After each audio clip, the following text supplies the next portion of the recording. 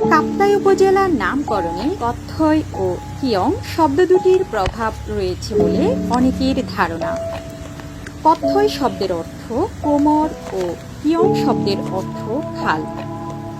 চন্দ্রঘোনা, রায়খালী, চিতমরম, কাপ্তাই ও Wagga union নিয়ে এই উপজেলার বিস্তৃতি। 1860 খ্রিস্টাব্দে পার্বত্য চট্টগ্রামকে চট্টগ্রাম জেলা থেকে আলাদা করে নতুন জেলা সৃষ্টি করার পর কাপ্তাইয়ের চন্দ্রঘোনায় এর সদর দপ্তর স্থাপন করা হয়।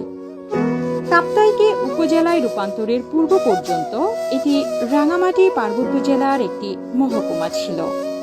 এই উপজেলার উত্তরে কাউখালী ও রাঙামাটি, পূর্বে বিলাইছড়ি, পশ্চিমে চট্টগ্রামের রাঙ্গুনিয়া ও দক্ষিণে বান্দরবান।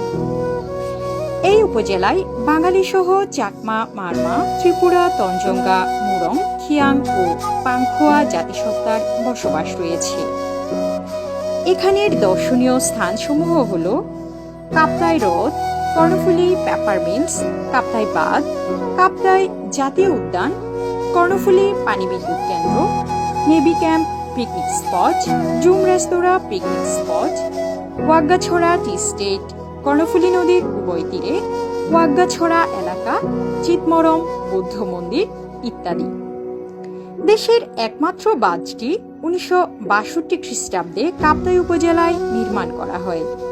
দেশের প্রধান জলবিদ্যুৎ কেন্দ্র, উপমহাদেশের সর্ববৃহৎ কাগজের কল Karnaphuli paper mills, Wagga tea estate, কাঁচ প্রক্রিয়াকরণ কারখানা ও বাংলাদেশ টিম্বার এই উপজেলায় অবস্থিত। এসব শিল্প কারখানা দর্শনীয় স্থান হিসেবেও পর্যটকদের কাছে আকর্ষণীয়।